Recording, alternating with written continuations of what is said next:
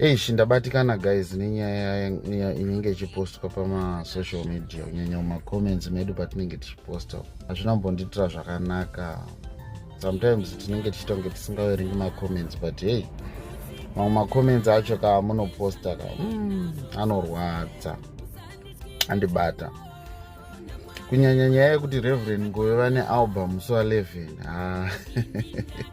Alright, Reverend Ngove vane album musi wa11 May muno Mamutare Koto Theatre.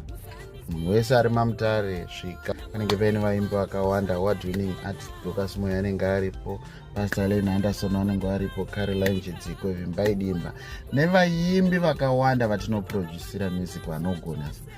Munge muripo. Koto Theatre 11 AM inenge yatanga kusvikira maneta kusvikira madzoka. Ndonyaya ndanchida kuti ngotaura. Subscribe, like, keep on following.